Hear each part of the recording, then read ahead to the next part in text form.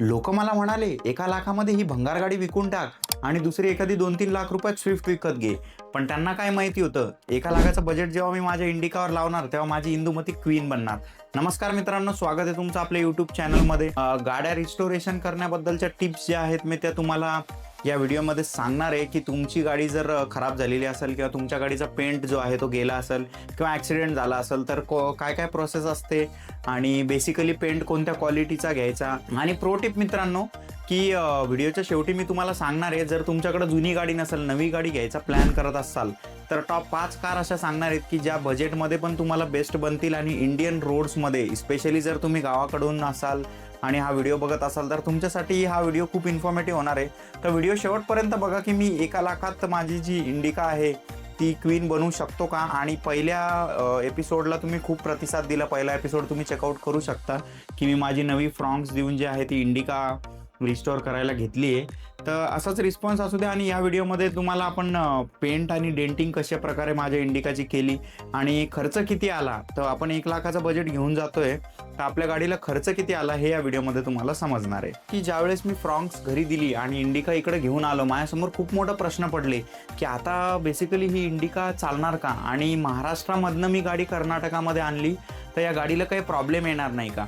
तर मी हा सगळा विचार न करता पहिले गॅरेज शोधायचा प्रयत्न केला की माझ्या जवळपासच्या आसपासमध्ये गॅरेज कोणतं चांगलं आहे. आणि होपफुली मला एक गॅरेज सापडून पण गेलं. अरमान गॅरेज म्हणून त्या गॅरेजचं नाव होतं. विषय असा झाला की मी त्यांच्याकडे म्हणजे इथं जाण्याच्या पहिले आपल्या महाराष्ट्रामध्ये जसं की पुण्यामध्ये असू दे, संभाजीनगरमध्ये असू दे, बऱ्याच ठिकाणी जी आहे मी ती चौकशी केली होती. गाडीला जर पेंटिंग करायची असेल आणि डेंटिंग करायची असेल तर बेसिकली खर्च किती येईल. तर आपल्या गाडीमध्ये भरपूर काम होतं पण आपण स्टार्टिंग याच्यापासून केली कारण की ज्यावेळेस आपली गाडी पेंट आणि डेंटिंग होते त्याच्या आधी इंटिरियरमधला सगळा जो कचरा वगैरे असतो तो खूप काही म्हणजे घाण होते गाडी.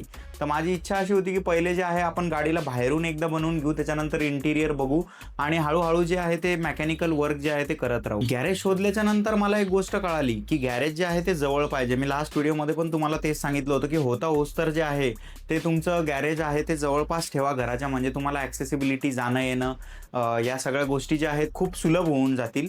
आणि विषय असा झाला की आज डे 1 आहे मित्रांनो की गाडी आपण रिस्टोअर करायला घेतली आहे आणि आज आपल्या गाडीमध्ये डेंटिंग आणि पेंटिंग होणार आहे. तर मी जसं गॅरेज शोधलं मला एक गोष्ट लक्षात आली की स्पेशल गॅरेज पण भरपूर होते की कुठं फक्त डेंटिंग पेंटिंग करून मिळत होती किंवा कार डेकोर टाईप ऑफ होते ते त्यांच्याकडे फक्त डेंटिंग आणि पेंटिंग होती पण मेकॅनिकल वर्क नव्हतं.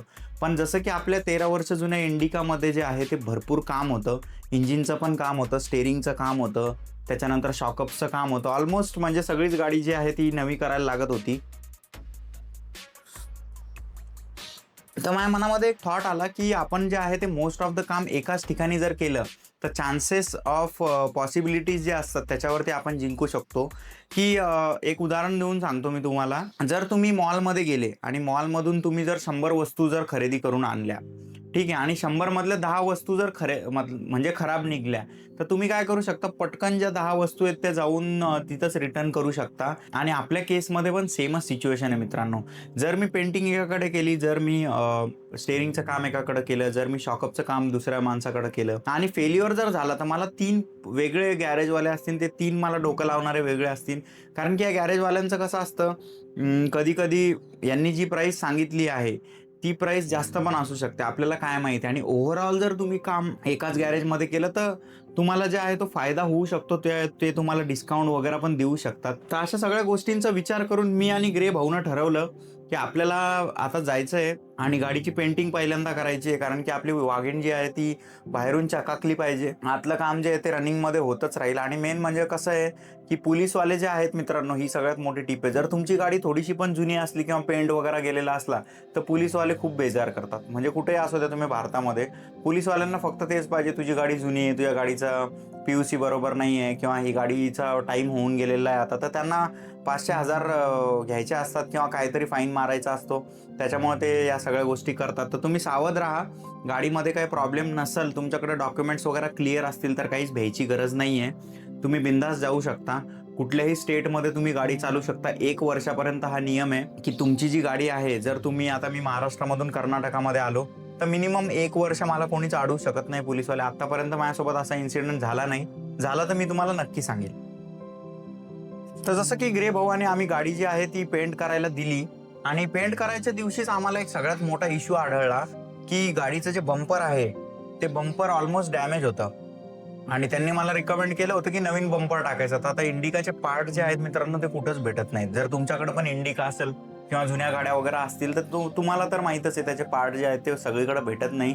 आणि मग माझ्या मनामध्ये खूप प्रॉब्लेम झाला, हे झालं. पण मी कसं आहे गॅरेजवाल्यासोबत थोडंसं बोललो वगैरे, त्याला म्हणलं यार माझं 1,00,000 रुपये बजेट आहे, जर तू पेंटिंगलाच जर 50,000 रुपये जर तू लावशील तर मी पुढचे कामं कसे करू.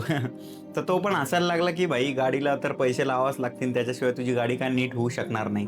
तर मग शेवटी झालं असं मित्रांनो, आम्ही डिसाईड केलं की जे बंपर आहे एक्झिस्टिंग त्याच बंपरला आपण रिपेंट करूया. आणि गाडीमध्ये जे आहे तो ओव्हरऑल खर्च जो आहे त्यांनी मला 30,000 रुपये सांगितला, पण मी निगोशिएशन वगैरे करून जे आहे ते 27,000पर्यंत त्यांना आणलं. म्हटलं मी बाकीचं काम पण तुमच्याकडे करणार आहे, त्याच्यामुळे मला तुम्ही थोडंफार डिस्काउंट द्या. आणि हां, ती टेक्निक काम केली मित्रांनो. कसं असतं ज्यावेळेस भरपूर काम असतं तसं त्यांचा पण लेबर चार्जमध्ये आहे तो बऱ्यापैकी त्यांना फायदा असतो. आणि मी ठरवलं की रोज मी 9 ते 5 जॉब करतो, तर जॉब झाल्याच्या नंतर आपण गाडी एकदा बघायला जाऊ. तर त्यांनी मला 15 दिवसाचा टाईम दिला की 15 दिवसामध्ये जे आहे ते आम्ही डेंटिंग आणि पेंटिंगचं काम कंप्लीट करणार आहे. आणि मी म्हटलं ठीक आहे, 15 दिवस आर इनफ आहेत, कारण की त्यांना भरपूर सारी प्रोसेस करावी लागते. आणि जसं मी तुम्हाला सांगितलं होतं की तुमच्या गाडीबद्दल जर तुमच्या गाडीला जर डेंटिंग आणि पेंटिंगचं काम असेल तर होता होस्तोवर 50%च्या वरती जर डॅमेज असेल तर पूर्णच करून घ्या. आणि बाकीच्या ज्या गोष्टी आहेत त्या होत राहतात. आणि मेन गोष्ट म्हणजे जी पुट्टी आहे त्यांना पुट्टी जास्त मारू द्यायची नाही. पुट्टी म्हणजे आपल्या घराला जशी आपण पुट्टी लावतो तसेच ते कारला पण पुट्टी मारतात. ती काय होते, एका वर्षाच्या नंतर ती पुट्टी जी आहे ती निघून पडते. नक्कीच चेक करा की तो जो गॅरेजवाला आहे तो पुट्टी जास्त लावत नाही. आणि 2Kच पेंट वापरायचा आहे, कुठल्या पण कंपनीचा असू द्या. ब्रँडेड कंपनी असेल तर खूपच चांगलं आहे, पण मोस्टली 2K पेंट जो आहे तो आपण वापरायला पाहिजे. आणि आपल्या इंदुमतीला जे आहे ते आपण ओरिजिनल कलर द्यायचं ठरवलं. बरेच जे आपले फॉलोअर्स होते किंवा सबस्क्रायबर होते त्यांची इच्छा होती की गाडीला ब्लॅक कलर करा किंवा व्हाईट कलर करा, पण आपल्या गाडीचं 2 वर्षाच्या नंतर FC रजिस्ट्रेशन आहे, रिन्युअल आहे, त्याच्यामुळे RTOमध्ये या सगळ्या गोष्टी ॲक्सेप्ट होत नाहीत. पहिले आपल्याला जाऊन ॲप्लिकेशन करावं लागतं. ही पण तुम्ही नोंद घेऊ शकता की तुम्हाला जर गाडीचा पेंट चेंज करायचा असेल तर RTOमध्ये जाऊन तुम्हाला काही डॉक्युमेंटेशन नसतात की बाबा मी माझ्या गाडीचं पेंट चेंज करतो किंवा गाडीमध्ये काहीतरी मॉडिफिकेशन करतोय, आर्टमध्ये सीटिंग चेंज करतोय. तर या सगळ्या गोष्टी ज्या आहेत यात लक्षात घेतल्या पाहिजे मित्रांनो. तर आता येऊया सगळ्यात मेन पॉईंटवर मित्रांनो, की आपल्या गाडीला खर्च किती लागला. जसं की मी तुम्हाला सांगितलं 27,000मध्ये आपली डील फायनल झाली.